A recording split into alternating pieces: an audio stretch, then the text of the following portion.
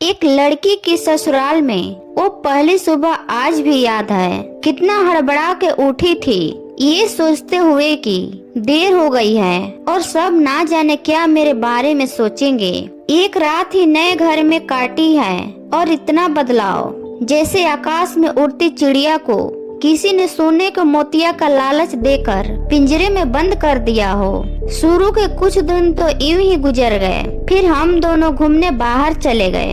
जब वापस आए तो सासू माँ के आंखों में खुशी तो थी, लेकिन बस अपने बेटे के लिए ही दिखी मुझे। मैंने सोचा शायद नया नया रिश्ता है, एक दूसरे को समझने में कुछ देर लगेगी, लेकिन समय ने जल्दी ही एहसास करा दिया कि मैं यहाँ बहू हूँ, जैसे चाहूँ वैसे नहीं रह सकती। कुछ ज्यादा कायदा कानून है जिनका पालन मुझे करना होगा।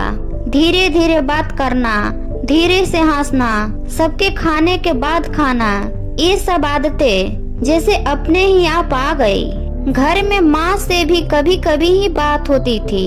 धीरे धीरे मायके की याद सताने लगी। ससुराल में पूछा तो कहा गया कि अभी नहीं, कुछ दिन बाद जाना। जिस पति ने कुछ दिन पहले ही मेरे माता पिता से ये वादा किए थे कि पास में ही तो है, कभी भी आ जाएगी, उनके भी सुर बदले हुए थे। अब लड़की को धीरे धीरे समझ आ रहा था कि शादी कोई खेल नहीं है, इसमें सिर्फ घर नहीं बदलता बल्कि आपका पूरा जीवन ही बदल जाता है। आप कभी भी उठ के अपने मायके नहीं जा सकते, यहाँ तक कि कभी याद आए तो आपके मायके वाला भी बिना पूछे नहीं आ सकते। अब तो मायके का वो लड़कपन, हंसना खेलना, जूठे मुहे रसोई में जाना, कुछ भी छू लो जब चाहे, जब सोना नहाना, अब सब यादें ही रह जाती है। अब मुझे समझ आने लगा था कि क्यों विदाई के समय सब मुझे गले लगाकर रो रहे थे।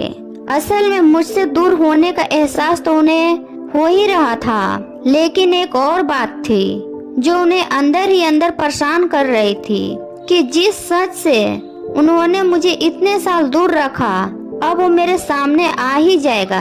पापा मुझे बेटी नहीं बेटा मानते थे, अब और दिन नहीं छुप पाएगा कि उनकी सबसे बड़ी चिंता ये थी, अब उनका ये बेटा जिसे कभी बेटी होने का एहसास ही नहीं कराया था, जीवन के इतने बड़े सच को कैसे स्वीकार करेगा।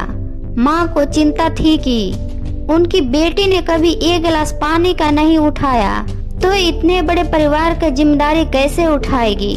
सब इस विदाई और मेरे पराये होने का मर्म जानते थे सिवाय मेरे, इसीलिए सब ऐसे रो रहे थे जैसे मैं कभी आऊंगी नहीं। आज मुझे समझ आया कि उनका रोना गलत नहीं था, हमारे समाज का नियम ही ये है, एक बार बेटी डोली में विदा हुई तो फिर वो बस मेहमान ही होती है घर की। फिर कोई चाहे कितना ही क्यों न कह ले, फिर ये घर आज भी उसका है। सच तो ये है कि अब वो कभी भी यूं ही अपने घर, जिसे मायके कहते हैं, नहीं आ सकती है। हजारों समस्याओं और परेशानी आने पर भी उसी को हल करना है, हंसते हुए, गम छुपाते हुए। क्या यह तपस्या से कम है?